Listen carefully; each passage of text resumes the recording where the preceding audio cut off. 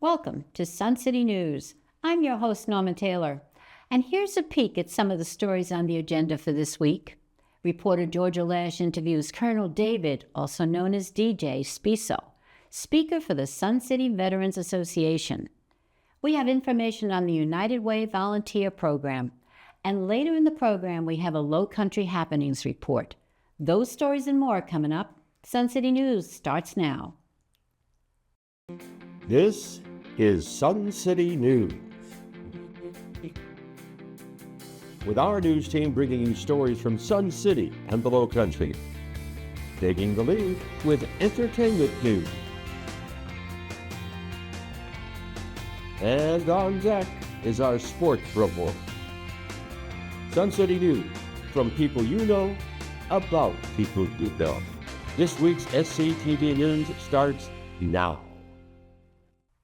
At their latest meeting, Sun City veterans welcomed Colonel DJ Spiso, not only as a guest speaker, but also as a member of our Sun City family.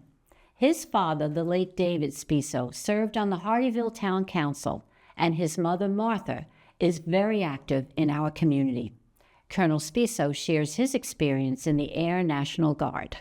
Colonel, we've got lots to say about your lovely family and how much they mean to us in Sun City. But you grew up with them, and having your dad have this naval career, your mom had volunteered in Vietnam with the Red Cross. How did that influence your career decision? Yes, I think being around it as a young boy, getting to see that and seeing the pride that my parents had about their service and just the things they've done and the places they've been, it was very inspiring. I mean, we used to have a 4th of July bicycle parade. My mom would dress up in her American USA leotard. My dad would wear his Navy uniform with a sword. So just seeing those kinds of things, were what really kind of inspired me to go in that direction, meaning their patriotism and their loyalty and their, ways they could give back. Oh, that's awesome. Now, your command is with Key Field in Mississippi, and that field has such a rich history with it. But can you tell us in today's terms, what are some of its operations? So Key Field is in Meridian, Mississippi. It's at the airport there at Meridian Regional Airport, and it's home for the 186th Air Refueling Wing, which is a KC-135 tanker operation. Additionally, we have a air support operations squadron, which basically embeds with the Army, and they help with precision airstrikes. And we also have an air traffic control squadron that is there that actually runs a tower, and they deploy overseas to run operations. But the outfit I'm with is called the 186th Air Operations Group, and we're a little unique. The other commands are part of Air Mobility Command, and our group is part of Air Combat Command. And so we support operations down at the 1st Air Force at Tyndall Air Force Base, and that's primarily homeland defense, defense support of civil authorities, and then domestic operations like hurricane relief. Now, how do those responsibilities fall under your command? So I'm the commander of the 186th Air Operations Group that, like I said, supports the 1st Air Force. And so basically what we do is we provide airmen that are trained and ready to support the 1st Air Force mission. So we're an augmenting force. Currently, I've got a group deployed both here in the States and overseas to support operations over in the CENTCOM area of responsibility, and also have people that are deployed to help with some of the hurricane relief operations in Florida and North Carolina. I wanted to mention that because I just read that you had 31 of your Mississippi Air National Guard that were out there in the aftermath of Hurricane Helene. Can you tell us a little bit more about that? Yeah, so primarily on the Air Guard side, which is what I'm a part of, we provide logistics support, and we also provide debris removal, and sometimes we provide communications augmentation or supplementing communications for places that might not necessarily have a very robust capability after a storm. This is one of the reasons why we sign up is to, not only serve our country, but also serve our community. And so that's a real big deal for us. And that really gets so close to home here in South Carolina. So thank you for that. Let's finish up. Are there any new initiatives that are headed your way that are going to provide some opportunities and challenges? Yeah, sure. So at the air base itself, they just got a new KC-135 simulator, which is good because that brings some business to the area and it provides training opportunity. In our air operations group, we're a facility that is used a lot for training and new initiatives in homeland defense and defense support of civil authorities. But the biggest news for the field is the base has been selected as one of the priority locations for the KC-46 tanker, which is the latest and greatest tanker out there in the field, and one that the unit's pushing really hard for. That'll keep the unit around for a really long time. Well, we thank you for your information, for your time, and certainly for your service. Thank you so much. Thank you very much. If you have the time and the desire to help our youth, United Way has a tutoring program that needs you. Here are the details. Sherry, you are here today as a Sun City resident, but you work for United Way, and I think you need some help, is from what I've gathered. Tell us about some of the ways that Sun City residents can involve themselves in volunteering. Sure. One of the ways is to become a volunteer with our Read and Deed program. Our Read and Deed program is in the school systems in Beaufort and Jasper County, and we're looking for help in our Hardyville Elementary School and the Ridgeland Elementary, but also some other sites, so you want to make sure you can find out. But to become a tutor, we're just looking for someone that loves kids, someone that is maybe a retired school teacher or misses their grandkids. These are students that have been evaluated and they're behind in their reading level. And what we're doing is just trying to get them to where they need to be. I have several neighbors that actually volunteer with our Read and Deed program, and we've had it here for such a long time. We have other residents within Sun City, but unfortunately we need more. So these are kids that we have been affected by COVID, where they're still trying to get to where they need to be. But really, it's just an hour of your time. We're looking for morning hours at the Hardyville Elementary and also afternoon hours in Ridgeland. But you can go to our website and you'll have my contact number where you can reach out. But I really would love for you, if you're not able to volunteer, if you know somebody that does have some time and they're interested, we can really use the help. And again, you're saying it's about an hour commitment. Yes. That's great.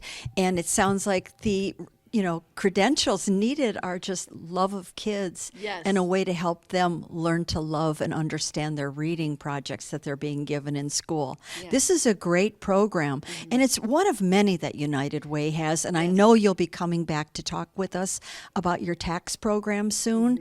But in the meantime, folks, let's think about working with those children in the school system that need our help. Thank you so much for coming in to tell us about this. Yes, thank you. Thanks for having me. And please just reach out and give some time.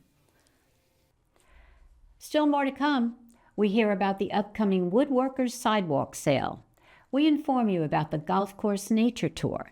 And Chris Chase takes you to a martial arts class. We'll return after this brief break.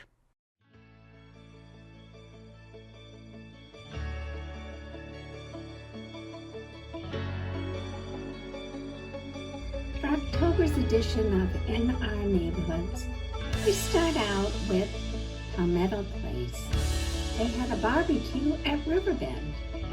Even though it was raining, that didn't dampen their spirits, and a good time was had by all.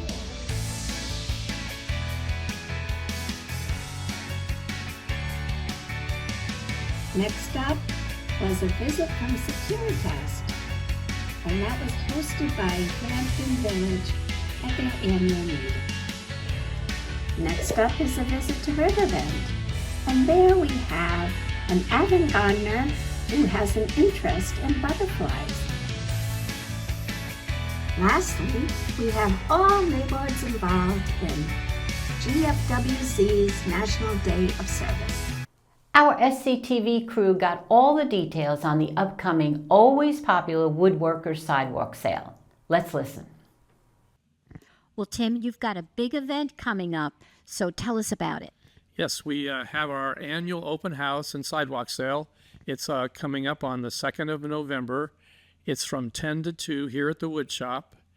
And during that time, we'll be having all kinds of displays and of our members' wares plus our own. Plus, we also have an opportunity to get a tour of our shop. Okay. Now, I know you have a lot of people that come to this. And what kind of things do people make that and sell?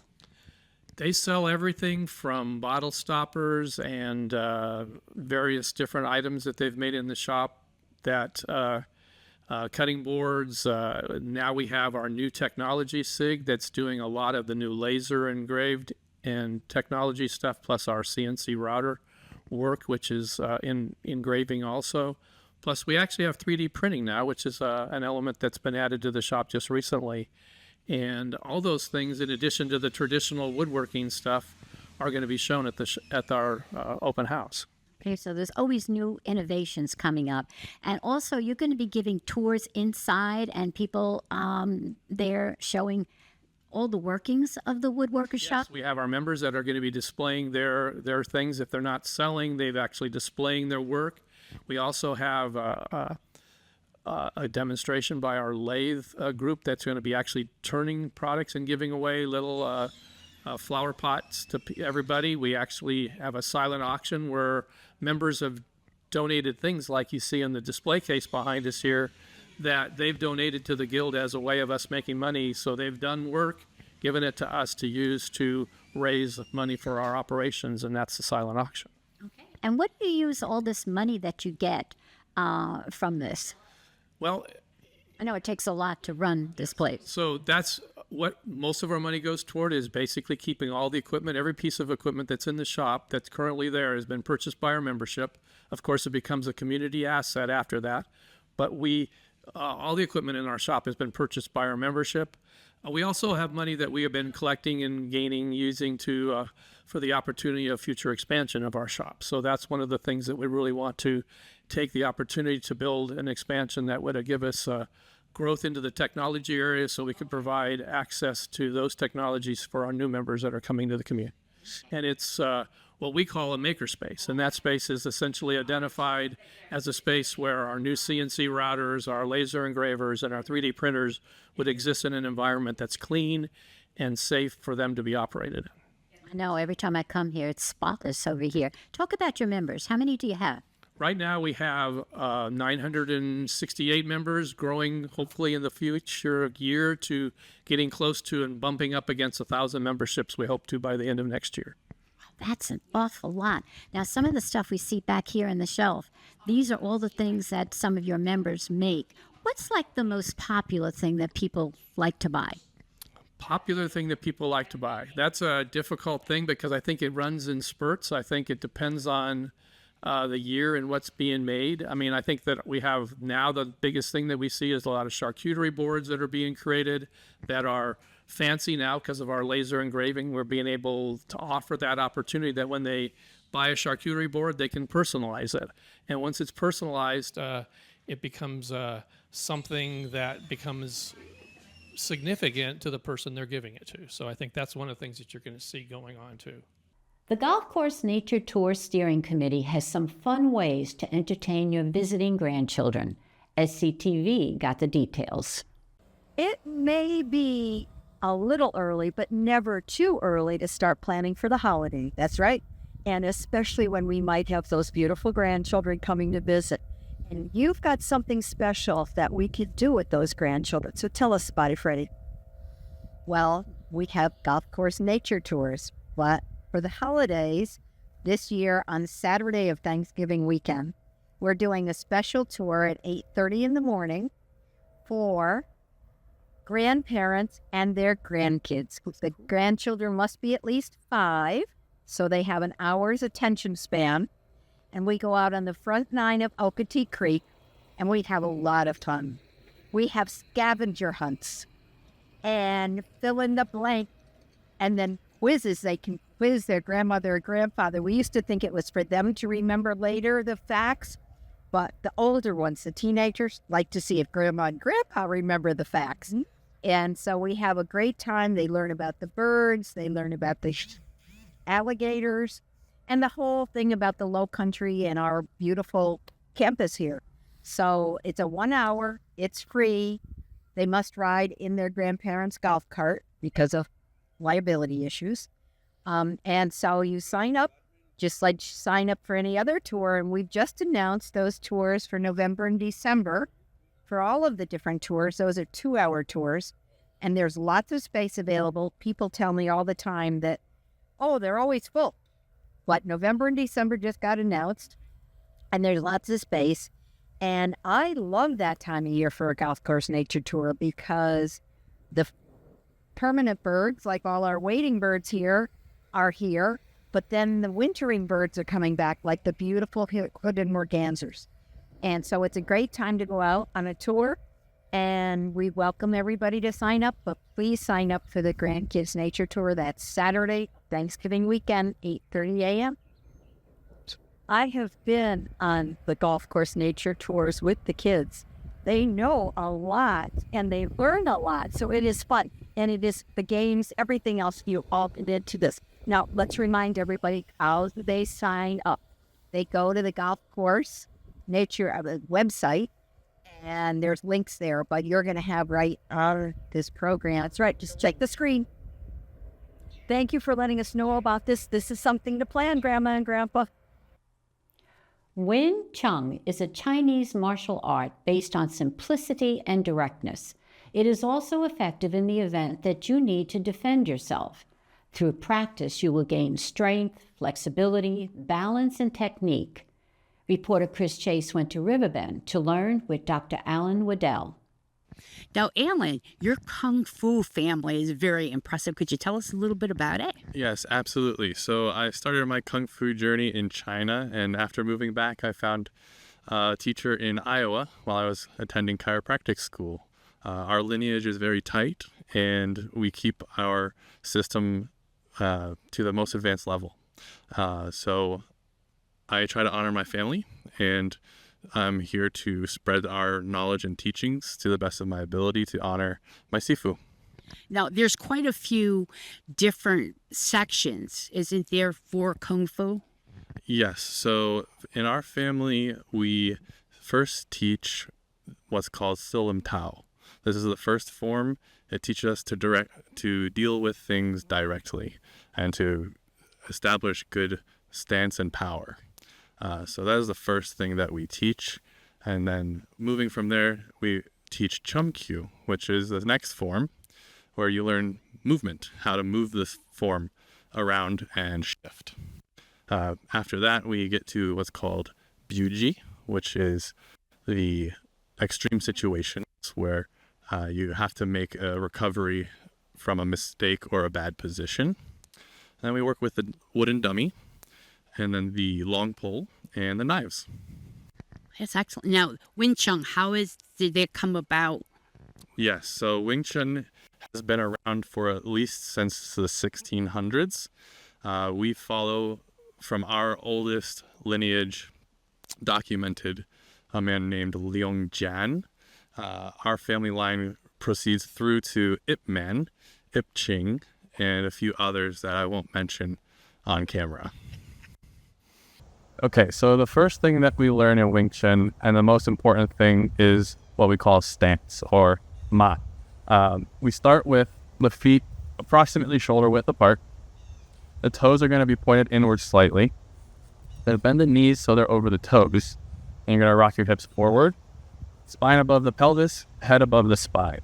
And this is our stance. We practice this. It's great for balance and to build what we call gung, or inner strength. So this would be the way we learn to stand.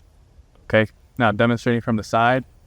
You're going to stand here, knees slightly bent, and you're going to rock your hips forward like this. This allows the weight of the body to be carried by the legs, by shifting the hips forward, that we're carrying our body weight with the legs instead of the lower back. As the hips go backwards, we put a lot of stress on the lower back. So by shifting the hips forward, we're using our legs to support our body the way we're supposed to.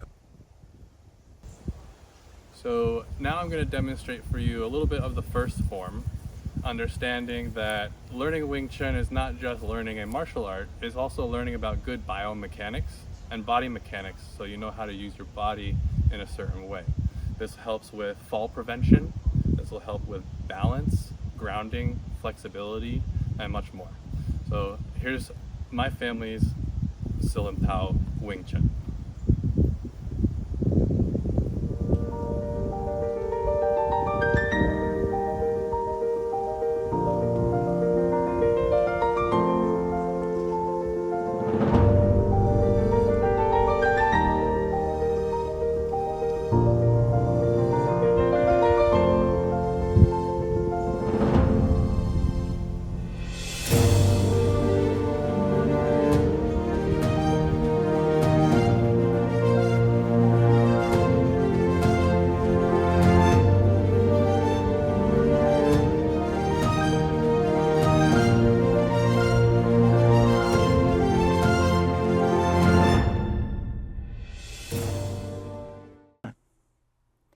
Still much more ahead on Sun City News. Rich Holman's here with an entertainment report.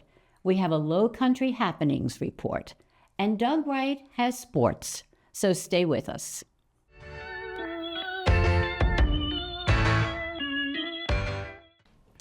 Think of Sun City like a kaleidoscope. What makes it special are its individual facets that come together. In our October episode of Extra, we bring you so many facets of Sun City lifestyle with a half a dozen stories from commemorations to celebrations. So watch the 9/11 ceremony, the Art in Bloom show, a pancake breakfast, and the woodworkers and model makers' latest monumental achievement. And you'll get a Securitas update and a devilish take on a fave appetizer. Tune in to Extra on cable and most conveniently on our SCTV YouTube station.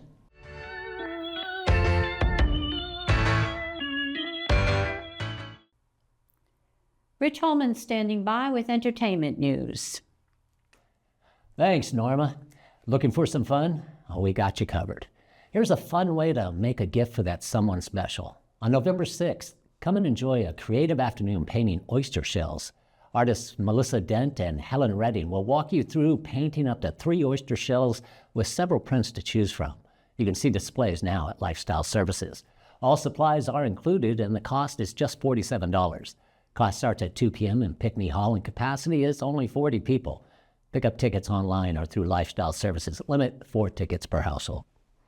Coming up November 7th, 8th, and 9th at 7 p.m. and Sunday, November 10th at 2:30, Sun City Theater's latest production, Almost Maine, opens. Almost Maine tells 9 enchanting stories of love found, lost, and rediscovered that will have you laughing, crying, thinking, and reminiscing. Show plays at Magnolia Hall, and good tickets are still available. Get them now. You will be very happy you'd seen this show. On November 21st at 4 p.m., come listen to some great tunes by Corey Tate and enjoy delicious hors d'oeuvres from Down Home Catering at Riverbend for a relaxing lodge hour. This is a fun way to spend the afternoon. Tickets are $15 and can be purchased at Lifestyle Services or online with a limit of 4 tickets per household. Cash bar services will be available when doors open at 3:30. Capacity is 100, so jump on those now. And a few quick notes. Still some tickets remaining for Funny Business on November 6th at 5:30 and 8. There are 2 dances coming up this Wednesday, the 30th. One is at Pinckney Hall, the other will be at the Pavilion. Best hurry, only 2 days till it's time to start hoofing. And do not forget that coming up on November 2nd, first Saturday sales at Town Square. Stop in and find a one-of-a-kind holiday gift from one of the talented residents of our community. Now, want to get off the property? How about this? On November 15th and playing through Sunday, November 24th, Ragtime at the Tybee Post Theater. Based on E.L. Doctor's acclaimed novel, Ragtime tells the story of 3 families in the pursuit of the American dream. With music and lyrics by the award-winning team of Stephen Flaherty and Lynn Ayers, and a book by the distinguished playwright Terrence McNally, Ragtime was the winner of the 1998 Tony Award for Best Score, as well as Drama Desk and Outer Critics Circle Awards for Best Musical and Best Score. And if you look closely, you will see a Sun City resident in the production. So make a night out of it and enjoy some theater. That's it. Get up, get out, and go have some fun. Norma, it's all yours. The recent Low Country Happenings meeting provided another opportunity to educate us on the upcoming referendum. Beaufort County Engineer explains what to expect on the ballot. Beaufort County residents had one more opportunity to learn about what to expect on November's ballot. Today they heard at the Low Country Happenings meeting from the Director of Engineering for Beaufort County about what to expect on November 5th. Right, we've been working hard in SCTV to get our residents to understand and be educated for the upcoming November ballot. What will you be talking about today at Low Country Happenings? Yeah, so today we're really just going to go over what exactly is in the referendum, what the questions are going to look like, and then go through all the projects and programs that are in there, and then hopefully answer any questions that may come up afterwards. Now, is there any anticipation of how the issue is worded on the ballot? Sometimes that confuses us as voters, what they are to expect, because we're looking at the referendum in this case. Yeah, and that's part of the education is getting out here and trying to explain what's going to be on the referendum, how it's going to be worded and what it actually means. Can you give us an example of that? Yeah. So question 1 on the referendum is going to be, do you approve of the sales tax? It's a little bit longer than that on the actual referendum, but that is basically what it boils down to. And the second question is going to be about approving of bonding of the projects if needed.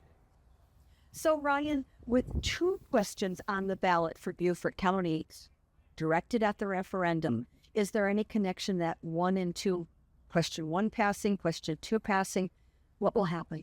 Yeah, so question 1 is just about approving the referendum of the sales tax. So question 2 is going to be in regard to bonding. So if question 1 doesn't pass, then question 2 becomes void. It's encouraged that we all get out there and vote, knowing what the issues are. What would you say is the number 1 key message that will be provided with the referendum being passed? Yeah, I think the big thing is it's just going to give us a ability to improve transportation system in the regions. Transportation, always on our mind. Thank you for cluing us in. Now here's Doug Wright with sports news. The Croquet Club Championship went off as planned, and tournament director Jim Pedraza advises that in the women's championship, longtime member Sue Kelly defeated the defending champion Bonnie Boss in an exciting final match. Also, in the Open Championship, Maria Foley bested Mike Gadju to take home the trophy. Congratulations to these champions. The Fall Horseshoe Club Championship, which commenced with 32 seeded participants, has been winnowed down to the final 4, with the semis and finals taking place at the Sports Park on Saturday, November 2nd at 10 a.m. We'll have the results for you when available. Congratulations to all who participated in these 2 championships. Also, golfers should take note that tournament director Nicole Hodges oversaw another singles tournament at Argent Lakes Golf Club this past Sunday, and we'll also have the results of that tourney in next week's report. Now, please put down those addictive electronics and get involved and keep that body in motion. Doug Wright, Sun City Sports. To view expanded coverage of sports news, check out Doug's monthly show, Sports Done Right. Well, that's our news for this week. Thank you for watching. Catch us on cable and on our YouTube station, where we invite you to hit like and subscribe. Now, to see expanded coverage of some of our SCTV stories, tune into our monthly show, Extra. And if you have questions and comments, email us at suncitytvhh@gmail.com. Make sure you check in with us next week for all the news that's in your neighborhood. For Sun City News, I'm Norma Taylor.